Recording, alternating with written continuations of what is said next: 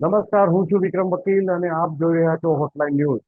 મહારાષ્ટ્ર અને ઝારખંડના ઇલેક્શન આવ્યા પછી આપણે એના એનાલિસિસ કર્યું, એ વિશે ચર્ચા કરી અને ખાસ કરીને મહારાષ્ટ્રના ઇલેક્શનના જે ચોંકાવનારા પરિણામો છે, ખુદ મને લાગે છે કે સત્તાધારી પક્ષને પણ ખ્યાલ નહોતો કે આટલી બધી અ, સફળતા એમને મળશે અને વિરોધ પક્ષનું આટલું ધોવાણ થઈ જશે. અ, એ બાબતે આપણે એક વિડીયો બનાવ્યો હતો ગઈકાલે, પરમ દિવસે સોરી. પરંતુ અરે ઘણા બધા એમાં બીજા પણ ઘણા બધા એંગલ્સ એવા છે કે જે આપણે થોડી ચર્ચા કરવાની રહી ગઈ હતી એ બાબત માટે. ખાસ કરીને હવે તમે મહારાષ્ટ્રની પરિસ્થિતિ જુઓ, મહારાષ્ટ્રના રાજકારણની પરિસ્થિતિ જુઓ, તો ત્રણ મહાવિકાસ આઘાડીના ત્રણેય પક્ષો એટલે કે કોંગ્રેસ, અજીત પવાર શરદ પવારની જે એનસીપી છે અને ઉદ્ધવ ઠાકરેની શિવસેના, આ ત્રણેયના ભવિષ્ય સામે પ્રશ્નચિહ્ન લાગી ગયું છે. કોંગ્રેસ તો બરાબર છે, ચાલો રાષ્ટ્રીય પક્ષ છે, પણ હવે એમ ચર્ચા રહ્યું છે કે જે જે વિધાનસભ્યો ચૂંટાયા છે, જે ધારાસભ્યો ચૂંટાયા છે આ પક્ષોમાંથી, એટલે કે શરદ પવારના એનસીપીના જે ધારો કે જેટલા ધારાસભ્યો છે એ કેટલા સમય સુધી રહેશે અને અજીત પવાર તરફ એ નહીં સંતાઈ જાય કે અજીત પવાર એમને તોડીને લઈને આવે એવી કોઈ ખાતરી નથી. એ જ રીતે ઉદ્ધવ ઠાકરેના જે ચૂંટાયેલા ધારાસભ્યો છે એ પણ પક્ષ છોડીને શિંદે પક્ષ સાથે જઈ શકે છે, તો શિંદે શિવસેના સાથે જઈ શકે છે. તો આ બંને પક્ષોનું શું થશે ભવિષ્ય? ઉદ્ધવ ઠાકરે અને શરદ પવારનું રાજકીય ભવિષ્ય શું, એ બાબતે આજે આપણે ચર્ચા કરીશું. અને આપણી સાથે હંમેશની જેમ ચર્ચા કરવા માટે છે જાણીતા પત્રકાર અને રાજકીય વિશ્લેષક હિમાંશુભાઈ ભટ્ટ. હિમાંશુભાઈ, આપનું સ્વાગત છે. નમસ્કાર વિક્રમભાઈ. હા હિમાંશુભાઈ, જે રીતે હવે આપણે કેમ જીત મળી એ તો આપણે બધું જોયું. મહાયુતિ સરકાર કયા કારણસર જીતી અને આ લોકોની નબળાઈ કઈ હતી, ઓવર કોન્ફિડન્સમાં પણ રહ્યા હતા અને આ થવાનું જ હતું. આ પરિણામો ભલે સંજય રાઉત ઈવીએમને પાંચ કાઢે કે જસ્ટિસનો આંક કે ઇન્ડિયાના ભૂતપૂર્વ જે આપણા મુખ્ય ન્યાયાધીશ હતા એને કારણે અમે ચૂંટણી હારી આવે ગજેડ અને તાવ આવી એવી વાત માનવાનું નથી. પણ હવે આ બંને પક્ષોના અસ્તિત્વનું શું? એક તો ખાસ તો શિવસેનાનો આપણે વિચારીએ તો બાળા સાહેબ ઠાકરેના વખતના શિવસેનાના જે ફોલોઅર્સ હતા, તેમના ચાહકો હતા કે મતદાર હતા, એમણે આ વખતે ઉદ્ધવ ઠાકરેને એટલે એક પાછળથી લાત મારીને હટી કાઢ્યા. કારણ કે ઉદ્ધવ ઠાકરે એમની આખી આઈડિયોલોજી બદલી નાખી. બાળા સાહેબ ઠાકરેની હિન્દુત્વની સામે ઉદ્ધવ ઠાકરે એકદમ રેપિસ્ટમેન્ટનું રાજકારણ ખેલવા માંડ્યા હતા, રમવા માંડ્યા હતા અને મતદારો એ માટે ખૂબ જ નારાજ થઈ ગયા હતા. હિમાંશુભાઈ. આમાં હવે વિક્રમભાઈ એક વસ્તુથી હું શરૂઆત કરું. ચાલો, મહારાષ્ટ્રના રાજકારણ કરતા જરાક દૂર. મહારાષ્ટ્રનું રિઝલ્ટ આવ્યું તે દિવસે સાંજના 7 વાગે મોદી સાહેબે, નરેન્દ્રભાઈ મોદીએ તેના કાર્યકરોને સંબોધતા દિલ્હીમાં શું કહ્યું? એમની એ સ્પીચમાં એમણે કહ્યું કે મહારાષ્ટ્રએ અમને બળ પૂરું પાડ્યું છે, પણ હવે તો સંસદમાં પણ આપણું બળ વધવા જઈ રહ્યું છે. એ પ્રકારની કમેન્ટ કરી. આનો અર્થ શું થયો કે 240 થી 272 થવાની પ્રક્રિયા ભાજપની લોકસભામાં એટલે સેન્ટ્રલ રાજકારણમાં પણ શરૂ થઈ ગઈ છે. આનો સીધો અર્થ કાઢીએ આપણે અને સીધા મૂલવીએ તો એક વસ્તુ સમજમાં આવે. ચલો પહેલા શિવસેનાની વાત કરીએ. શિવસેનાની આઈડિયોલોજી શું? 1992માં તમે તો બાબરીનું કવર કર્યું છે વ્યક્તિગત રીતે. બાબરી ધ્વંસ વખતે સૌથી આગળ જઈને ઢાંચા ઉપર પહેલો હુમલો કરનાર કોણ હતું? શિવ સૈનિક. જે દિવસે બાબરી ધ્વંસ થઈ તે દિવસે ખભેથી ખભા મિલાવીને કૂચ કરતા કોણ દેખાયા હતા? દેવેન્દ્ર ફડણવીસ અને એકનાથ શિંદે. તે વખતે એકનાથ શિંદે એ બાળા સાહેબ ઠાકરેના હનુમાન હતા.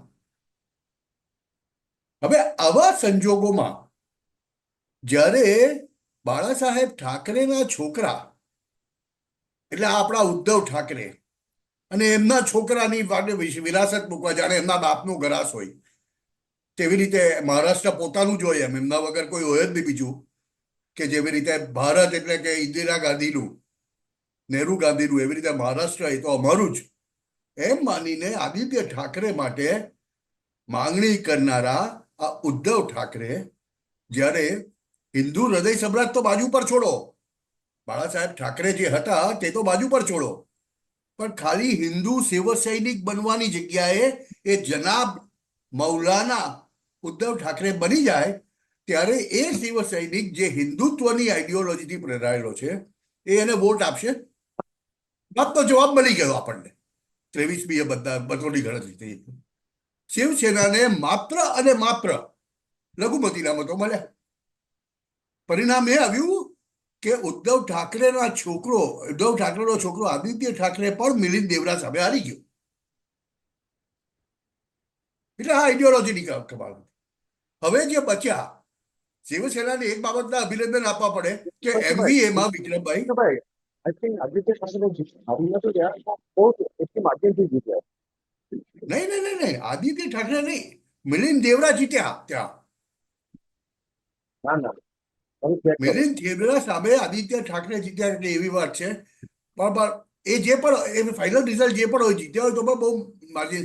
પણ મારો ઓછા મારો માર્જિનથી પ્રશ્ન મારો પ્રશ્ન એ હતો કે હવે જ્યારે ખાલી 20 રહ્યા શિવ સૈનિકો, ખાલી 20 રહ્યા ઉદ્ધવ ઠાકરેના, બધું મળીને. હવે આ 20 શિવ સૈનિકો, એમવીએમાં તો સૌથી વધુ છે, કોંગ્રેસના 16 છે અને શરદ પવારના કે 12 કે 14 છે કે 8 છે કે જે હોય તે. તો એ 20, એની શું ગેરંટી કે શિવ સૈનિકો જો સાચા શિવ સૈનિકો હશે તો એમના જૂના મિત્ર એકનાથ શિંદે પાસે નહીં જતા રહે? અને હતાશામાં ઉદ્ધવ ઠાકરે કહી દેશે મારી તો રાજકીય કારકિર્દી પતી ગઈ, હું તો હવે નિવૃત્ત થાઉં છું. એ તો એટલે સુધી બોલ્યા હતા ઔરંગાબાદમાં કે કશે કે જો તમે અમને વોટ નહીં આપો તો અમે તો રાજકીય રીતે નિવૃત્ત થઈ જઈશું. જાણે એ શું ઉપકાર કરતા હોય રાજ કરીને મહારાષ્ટ્ર ઉપર, એવી વાત કરતા હતા. અને પછી જ્યારે આપણે વાત કરીએ આપણી જાતિના જ પત્રકાર બંધુ ઉદ્ધવ ઠાકરેના જે બહુ મોટા સલાહકાર છે સંજય રાઉત, તે તો સતત શરદ પવાર જે કહે તે કરતા હતા. આખો પલીતો જે ચાપેલો છે છેલ્લા 5 વર્ષનો મહારાષ્ટ્રના રાજકારણમાં, એની પાછળનું મુખ્ય કારણ શરદ પવાર અને શરદ પવાર દ્વારા સંજય રાઉત પાસે કરાવેલું કામ છે. શરદ પવારે શિવસેનાને ભાજપથી અળગી કરવા માટે સંજય રાઉતનો અંદરથી સાચેમાં જ ઉપયોગ કર્યો હોય, તે હવે રિટ્રોસ્પેક્ટિવલી જ્યારે આપણે મહારાષ્ટ્રના રાજકારણને જોઈએ અને સમજવાની કોશિશ કરીએ ત્યારે એ દેખાય કે શરદ પવારે સંપૂર્ણપણે સંજય રાઉત દ્વારા ઉદ્ધવ ઠાકરેને ભાજપથી અલગ કર્યા. પહેલા તો જ્યારે આજથી 5 વર્ષ પહેલા ભાજપ અને શિવસેનાને કમ્બાઇન્ડલી 155-160 બેઠક મળી હતી, એમને રાજ કરવાનું કહેવાયું હતું, અને ત્યારે એમના મુખ્ય 2.5 વર્ષની ફોર્મ્યુલા નહીં સ્વીકારીને આમણે ઉદ્ધવ ઠાકરેએ પોતે મુખ્યમંત્રી બનવા માટે જઈને ભાજપને દગો આપ્યો. અને ત્યારથી આખું પ્રકરણ શરૂ થયું. હવે દગો આપ્યો શેના માટે આપ્યો? પહેલા તો શરદ પવારે એમને બાજુ પર બોલાવ્યા પોતાની તરફ, અને પોતાની તરફ લઈને એમને એમ હતું કે શિવસેના એવો કોઈ આઈડિયોલોજીકલ પક્ષ નથી કે હું જેવું કરું છું એવું ચાલ્યા કરશે, કે હું જ્યાં જઈશ ત્યાં મારા સપોર્ટર આવી જશે. પણ શિવસેનામાં એ બન્યું નહીં, અને એટલે એકનાથ શિંદે છૂટા પડ્યા. અને છૂટા પડ્યા તો એ પણ કઈ રીતે 56માંથી 40 લઈને ગયા. એટલે પાર્ટી માટે આઈડિયોલોજીનો બહુ મોટો પ્રશ્ન ઉભો થઈ ગયો. કે તમે જ્યારે ડાબી તરફ જતા હો અને સીધા જમણી તરફ ચાલી આવો, ત્યારે તે તમારા સપોર્ટરને તો સમજમાં આવી જોઈએ ને તમે શું કરો છો. તમારો સપોર્ટર જ્યારે હિન્દુત્વમાં જ માનતો હોય અને તમે જઈને સેક્યુલરવાદની વાત કરો તો તે સપોર્ટર તમારી સાથે કેટલો વખત રહેશે? લોકસભામાં જે ફાયદો મળવાનો હતો તે મળી ગયો અમને. જ્યાં સુધી અજીત દાદા પવારની વાત છે, અજીત દાદા પવાર એ એમની ઉપર હાથ ફરેલો છે સંપૂર્ણપણે શરદ પવારનો. એટલે અઠંગ, એ પણ એમના કાકાની જેમ જ અઠંગ રાજકારણી છે કે જે કામ વસંતદાદા પાટીલને ધોકો આપવાનું શરદ પવારે કરીને પોતે સીએમ બન્યા હતા, લગભગ તેવું જ કામ અજીત દાદા પવારે કર્યું શરદ પવાર સાથે, અને એ પાટલી બદલીને આવી ગયા. હવે પાટલી બદલીને આવ્યા પછી લોકસભાની અંદર લોકોએ એક સિમ્પથી વોટ ઉદ્ધવ ઠાકરેને શિવસેના તોડવા માટે અને શરદ પવારને અજીતદાદા પવાર ચાલી ગયા એટલા માટેનો એક સિમ્પથી વોટ લોકોએ આપ્યો. એને કારણે લોકસભામાં 48 માંથી 32 સીટો મહાવિકાસ આઘાડી જીતી. તો હવે એનસીપી નો સાચો વારસ કોણ, સાચી એનસીપી કઈ, એ સવાલ બહુ મોટો ઉભો થયેલો. હવે એ સવાલ ઉભો થવા માટે ની પહેલું કારણ જો તમે સમજો તો 2019માં એકવાર જ્યારે મેન્ડેટ મળ્યો સેના અને ભાજપને, તે સમયે તમે જોશો તો એનસીપીને ખાસી એવી 50-52 બેઠક મળેલી હતી, તે વિપક્ષમાં બેઠું. પણ જેવો ઉદ્ધવ ઠાકરેએ, શરદ પવારે ઉદ્ધવ ઠાકરેને બળવો કરવા પ્રેરિત કર્યા. પરિણામ શું આવ્યું કે શરદ પવારની સાથે જે એનસીપીના સભ્યો હતા તે સત્તા માટે એકદમ બેબાકડા બન્યા. હવે એમાં બીજી તરફ દેવેન્દ્ર ફડણવીસે અજીત પવાર સાથે સોદો કર્યો અને 3 દિવસની સરકાર ચલાવી મહારાષ્ટ્રના રાજકારણમાં. અને સવારે પરમિશન આપી શરદ પવારે, પણ સાંજના પાછી લઈ લીધી. એટલે અજીતદાદા પવાર એક વાર તો પાછા ઘર વાપસ થયા. પણ ઉદ્ધવ ઠાકરેએ જે રીતે દગો આપ્યો, અને ત્યાર પછી અજીતદાદા પવારને એક વસ્તુની સમજ પડી ગઈ કે સત્તા જોઈતી હોય તો આંકડો જોઈએ, નંબર જોઈએ. હવે આમાં એક બહુ વિચિત્ર વાત છે મહારાષ્ટ્રના રાજકારણની. આપણે આટલી બધી વાત મહારાષ્ટ્રના રાજકારણના ચાણક્ય, ફલાણું ઢીકણું બધું શરદ પવારને કહીએ છીએ, એ રાજકારણના મંધાતા છે. પણ મારું એવું માનવું છે કે જ્યાં સુધી એ માણસ એકલે હાથે એકવાર રાજ નહીં કરે ને રાજ્ય ઉપર, ત્યાં સુધી એ કશું નથી. અને તમે જોશો એનસીપી એના ઇતિહાસમાં ક્યારેય 60થી વધારે બેઠકો, 288નું હાઉસ છે, 60થી વધારે બેઠકો જીત્યું નથી. એક પ્રાદેશિકનો પણ પ્રાદેશિક પક્ષ છે. એવી જ વાત શિવસેનાની રહી છે. પણ શિવસેનાને તો એટલું ડિસ્કાઉન્ટ આપણે આપી શકીએ કે શિવસેના અને ભાજપ તો રાજ્યને વહેંચીને કામ કરતા હતા. એટલે એક પ્રદેશ એ લોકોનો શિવસેનાનો ને એક ભાગ ભાજપનો કરી. ચાલો હવે એનસીપીની વાત કરી દઈએ પૂરી. એનસીપીના પણ 40-42 સભ્યો આ વખતે જીત્યા. એની પાછળનું કારણ શું સાહેબ? શરદ પવાર આટલું ખરાબ હિમાંશુભાઈ, આપણે હવેની ભવિષ્યની પરિસ્થિતિની વાત કરીએ તો હું એમ માનું છું કે અજીત પવાર ની વાત છોડીને આપણે જો શરદ પવારના જે ધારાસભ્યો હમણાં ચૂંટાયા છે એ, અને શિવસેના ઉદ્ધવના જે ધારાસભ્યો ચૂંટાઈને ગયા છે, એ લોકો કેટલા વર્ષો સુધી સત્તા વગર રહેશે. જો આ જ પક્ષની સાથે રહ્યા, એમની સાથે જ રહ્યા હમણાં, તો એમણે 6 મહિના 8 મહિનામાં તો થાકી જશે. કારણ કે આ બધા જે ધારાસભ્યો છે એ અલ્ટિમેટલી રાજકારણમાં કોઈ પણ શું કામ આવે છે? સત્તા માટે આવે છે. અને જો એમને ખબર હોય કે હજુ 5 વર્ષ સુધી સત્તામાં નથી રહેવાનું અને પછી પણ એમનો પક્ષ જીતશે કે એમ ડાઉટફુલ છે, સેન્ટરમાં પણ એમની સત્તા સરકાર નથી, તો આ લોકો એટ માસ છોડીને જો શિંદેની સેનામાં જાય છે, શિવસેના ઉદ્ધવ વાળા, અને શરદ પવાર વાળા અજીત પવારમાં જાય, તો શરદ પવારને તો હવે ઠીક છે, ઉંમર થઈ ગઈ છે અને બધું લગભગ પતી ગયું છે.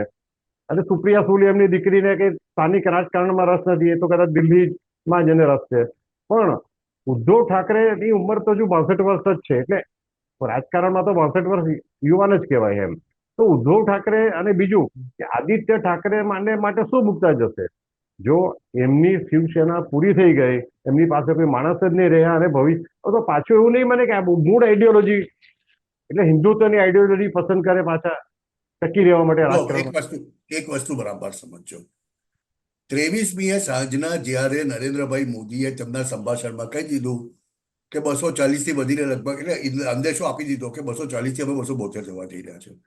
મહારાષ્ટ્રના રાજકારણમાં કંઈ પણ થઈ શકે છે. મને તો સીધું દેખાય છે કે 32માંથી જે 13 કોંગ્રેસી ચૂંટાયા છે તે સિવાયના બધા 17 કે 18 સાંસદ બધા એનડીએમાં આવી શકે છે.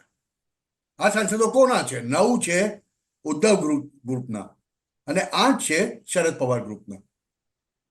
એટલે 9 ને 8 17 તો બહુ ગણીને ચાલવાનું કે આ 17 તો સીધા આ બાજુ કંઈ પણ કર્યા વગર આવી એ જશે. માની લો કે બે ત્રણ વફાદાર હોય, જેમ કે એટલે શરદ પવાર કહેવાનો સાથે મતલબ, એનો જયંત કહેવાનો પાટીલ મારો મતલબ એ છે કે મોટે પાયે ડિફેક્શન ને થવાના એટલે છે. જયંત પાટીલ છે એ શરદ પવારને નહીં છોડે. એ રીતે કદાચ ઉદ્ધવ ઠાકરે સાથે પણ થોડા ત્રણ ચાર વફાદાર છે, પણ એ સિવાય બાકીના તો ગમે ત્યારે પલટી મારી શકે. એટલે સીધી વાત છે કે બેસિક આઈડિયોલોજી છોડીને ત્યારે તમે લડો. ઉદ્ધવ ઠાકરે માટે તો, શિવસેના માટે તો સીધી વાત છે, આઈડિયોલોજી છોડી દો તો તમે ક્યાંય ના નથી. પહેલી વાત તો એ થઈ. બીજી વાત, તમે જે વિધાનસભાની વાત કરી, સાહેબ મને એ કહો ને કે હવે ટોટલ બચ્યા કેટલા? જો કોંગ્રેસના 16 કાઢી નાખીએ આપણે, તો શિવસેના ઉદ્ધવ ઠાકરેના 20 અને શરદ પવારના લગભગ 10, 12 કે 14 જે હોય તે. હવે એટલા વિધાનસભા 288 ના ગૃહમાં કરશે શું? એ લોકો કરશે શું? એમાંથી પણ કેટલાક માનીને હું ચાલું છું કે એકદમ કટ્ટર હોય, કે ભાઈ ઉદ્ધવ ઠાકરેની સાથે ના હોય, કે એમનો દીકરો હોય આદિત્ય ઠાકરે હોય, કે આ હોય કે તે હોય. પણ જો જ્યારે ઉદ્ધવ એમ કહી શકે છે કે મને મારા બાપની હિન્દુત્વની રાજનીતિ માફક નહીં આવી, અને એ વખતે હું એમ માનતો હતો કે હિન્દુઓ વગર બીજું કશું નથી, પણ કોંગ્રેસને તો અડકાય નહીં, પણ મેં જોયું કે કોંગ્રેસ ખરાબ નથી. હવે એવું જ જો આદિત્ય ઠાકરે કહીને ઉભો રહે, જે વસ્તુ એમણે એમના બાપ માટે કીધી એ જ જો એમનો દીકરો કહીને ઉભો રહે એમને, તો સીધો સવાલ છે ને કે સત્તાની આગળ બધું બધું બધું શાણપણ નકામું છે ભાઈ. જ્યાં સામે સત્તા દેખાય, હવે આ જ સંજય રાઉતની પોતાની મહત્વાકાંક્ષા શું છે? રાજ્યસભાના સાંસદ બનવું છે. પણ આજે હવે 20 વિધાનસભ્યો સાથે શિવસેના એક પણ બેઠક રાજ્યસભાની જીતી છે કે ખરું? બરાબર. તમારે નથી ઉભો થતો, એટલે એમને તો મરચું લાગવાનું જ છે. અને આવી સ્થિતિની અંદર તમે જેમ કહ્યું તેમ મને તો સીધું સાદું દેખાય છે, જેને આપણે ગુજરાતીમાં કહીએ ઘર વાપસી. શિવસેના ઉદ્ધવ ઠાકરેના મોટા ભાગના ચૂંટાયેલા સભ્યો ઘર વાપસી કરે, પણ આ વખતે ઘરના વડીલ ઉદ્ધવ ઠાકરે નહીં પણ એકનાથ શિંદે હોય, શક્ય છે. અને અચ્છા, એ હિમાંશુભાઈ, શિવસેનાની પહેલા બનશે. હા, હવે આ સંદર્ભે હમણાં આ તબક્કે કોંગ્રેસની પણ થોડી વાત કરી લઈએ. કોંગ્રેસનું ધોમણ મહારાષ્ટ્રમાં તો એ નવી વાત નથી. ઝારખંડમાં જીત્યું છે, જેએમએમ જીત્યું છે. ઝારખંડમાં પણ કોંગ્રેસે કઈ પોતાનું બળપણ નથી કર્યું. હવે ભવિષ્યમાં આપણે વાત કરીએ તો હમણાંની મહારાષ્ટ્રમાં જે રીતનું કેમ્પેન રાહુલ ગાંધીએ ચલાવ્યું કે ઓલ અગેન્સ્ટ અદાણી, ને એમના 3 પક્ષ વર્ષે અદાણી સામે લડ્યા. એ ભાજપ સામે લડ્યા, એકનાથ શિંદે સામે લડ્યા, કે અજીત પવાર સામે લડ્યા એમ નથી. એ લોકો એનું આખું એની 24 કલાક એને અદાણીનું ઓબ્સેશન થઈ ગયું છે. એક પ્રકારનું કોઈ માનસિક બીમારી છે કે પાર્લામેન્ટ હોય કે બહાર હોય ત્યાં પણ સતત અદાણી અદાણી અદાણી. એ પેલું કંઈક તિજોરીમાંથી એક છે તો સેફ છે, તો તિજોરીમાંથી મોદીને અદાણીનો ફોટો સાથે કાઢીને બતાવે છે ત્યાં. પણ સામાન્ય મહારાષ્ટ્રના મતદારને અદાણી સાથે કોઈ લેવા દેવા નથી. શું સામાન્ય લેવા દેવા હોય સાહેબ? સામાન્ય મતદાર, ધારો કે નાંદેડનો મતદાર છે કે કોંકણ બેલ્ટનો મતદાર છે, એને તમે આ ધારાવીની રીડેવલપમેન્ટ વાતની વાત કરવા બેસો ત્યાં ભાઈ એ કહે છે કે અમારા વતનની વાત કર ને ભાઈ, તું અમારા ગામ કે શહેરની વાત કર ને, અહીંયાના ડેવલપમેન્ટની વાત કર ને. તું મુંબઈમાં એક ઝુંપડપટ્ટી છે, ભલે એશિયાની મોટી હોય, પણ એની સાથે શું લેવા દે બીજા મતદારને? એટલે રાહુલ ગાંધીના જે સલાહકાર છે, મને લાગે જયરામ રમેશ કે એના જેવા જે કોઈ, એ પણ ડફોળ સાબિત થયા છે, આપણે ચોખ્ખી શબ્દોમાં કહીએ. અરે ભાઈ, સલાહકાર વિક્રમભાઈ ડફોળ હોય તો તમે શું છો? તમે ડફોળ અને સરદાર થયા ને? તમે જો એ ડફોળની વાત માની લીધી તો જ્યારે તમારી જ પિન અટકી ગયેલી છે, તમે કરી શું શકો? જ્યારે તમે મને એ કહો કે રાહુલ ગાંધી 88 વાર લોન્ચ થયા પછી પણ જો રોકેટ સુરસુર્યું થઈ જવાનું હોય, તો એ બ્રાન્ડના રોકેટની કિંમત કેટલી? અને તે જ રાહુલ ગાંધી સાથે બહુ સ્પષ્ટ થઈ ગયું છે. અદાણી અદાણી અદાણી એ તો ચીટકેલું છે. એનું કારણ કે જ્યોર્જ સોરોસના લીધેલા પૈસા. હા, એ તો આપણે જાણીએ જ છીએ, એ તો સાચી વાત. પણ સાહેબ, સીધી વસ્તુ છે, આપણે જાણીએ છીએ, કહીએ છીએ, પણ તે છતાં આપણે વિદેશથી આવેલા પૈસાને આપણે કેમ સાંકી લઈએ છીએ? હજુ ભારતીયોમાંની તકલીફ સૌથી મોટી એ છે કે આપણા આંતરિક પ્રશ્નોના હલ આંતરરાષ્ટ્રીય મુદ્દાઓમાં રહેલા છે, અને જેને આપણે સોલ્વ કરવાની જગ્યાએ આપણે ચલાવીએ છીએ. અદાણીની વાત કરીએ, ધારાવી રીડેવલપમેન્ટની વાત કરીએ, હું કે તમે જ્યારે ધારાવીમાં રહેતા હોઈએ આપણને શું ફરક પડે છે? અદાણી કરે, અંબાણી કરે, ટાટા કરે, બિરલા કરે, કિર્લોસ્કર કરે.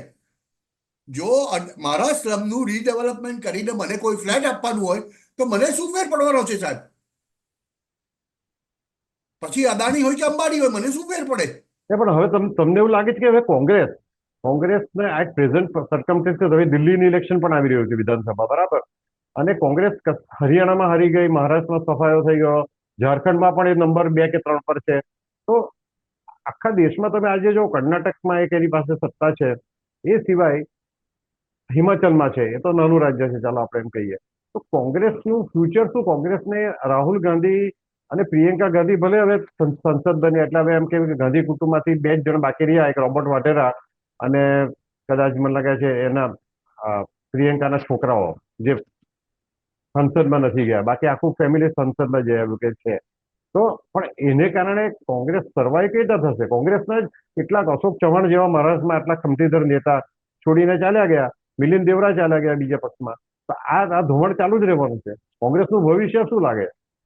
મહારાષ્ટ્ર કોંગ્રેસનું સિવાયની પણ આપણે ભવિષ્ય, વાત કરીએ. જનરલ વાત કરીએ તો કોંગ્રેસનું ભવિષ્ય દીવા તળે અંધારા જેવું છે. ચાલો એક દાખલો આપો. તમે હમણાં આપણે આ મહારાષ્ટ્રની વાત કરી ચૂંટણીની, ઝારખંડ. સાહેબ, ઝારખંડમાં 56 બેઠકો ઇન્ડી અલાયન્સ જીત્યું, પણ જેએમએમની બેઠકો કેટલી? ઝારખંડ મુક્તિ મોરચાની 36 કે 37. કોંગ્રેસની બેઠકો કેટલી? 14 કે 15. એટલે મને 23મીએ સાંજના વડાપ્રધાને કીધેલું એમનું સંબોધનની વાત યાદ આવે. કોંગ્રેસ તો પરજીવી પાર્ટી બની ગઈ છે. અને આ જ એક્ઝેક્ટ વાત છે. એનું કારણ તમને કહું. ઝારખંડની અંદર બીજેપી કેમ હાર્યું? બીજેપીની કેટલી બેઠકો? ઝારખંડ મુક્તિ મોરચાની 36, બીજેપીની 26 અને કોંગ્રેસની 16 પણ નહીં. એનું કારણ છે કે ત્યાં આગળ બીજેપીનો જે પાર્ટનર હતો આરસુ, એ લોકલ સ્થાનિક પાર્ટીનું સંપૂર્ણ બેભાન થયું અને એક ત્રીજી નવી પાર્ટી જેનું નામ છે ઝારખંડ લોકતાંત્રિક ક્રાંતિકારી મોરચો, જેનો નેતા છે જયરામ મહાતો.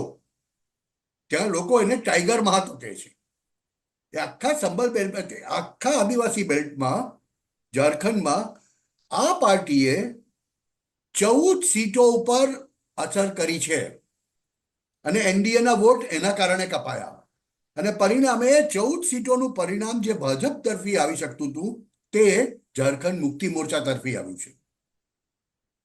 એટલે એ ગુજરાતમાં જે સ્થિતિ થઈ ગઈ ને, કે જેવી રીતે 14% વોટ લઈને આમ આદમી પાર્ટીએ કોંગ્રેસનો વોટ 40 થી 26% કરી નાખ્યો, એમ ત્યાં આગળ જેએલકેએમે 8 થી 10% વોટ લઈને 12% વોટ લઈને ભાજપનો વોટ 40%થી ઘટાડીને 27% કરી. હવે આવી સ્થિતિમાં જ્યારે આપણે જોઈએ કે એક કોઈ પણ રાજ્યમાં જે રાષ્ટ્રીય પક્ષ કહેવાય, તે રાષ્ટ્રીય પક્ષની 35%થી વધારે વોટ જ નહીં થતું હોય, તે પાર્ટી ઉપર કઈ રીતે જાય? નીચે જ આવે ને સાહેબ.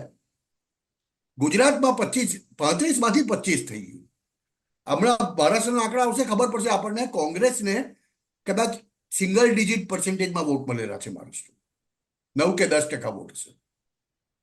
હવે એ જ વસ્તુ જો બધા રાજ્યોમાં, મોટા રાજ્યોમાં બનતી જાય, ધીમે ધીમે નીચો આવતો જાય, તો રાષ્ટ્રીય પક્ષ તરીકે. અને હવે તો હિમાંશુભાઈ એવું થાય છે કે કોંગ્રેસ હંમેશા જે સ્થાનિક પક્ષ સાથે ગઠબંધન કરે છે એમાં સેકન્ડ નંબરે રહે છે.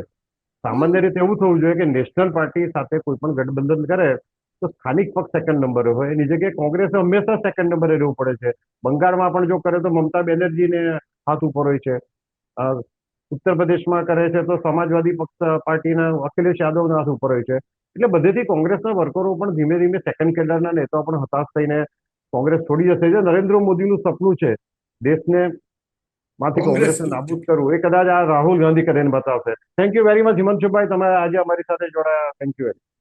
આવા પ્રકારના વિડીયો તમને જોવા ગમતા હોય તો હોટલાઇન ન્યૂઝ ચેનલને લાઇક, શેર અને સબસ્ક્રાઇબ કરો.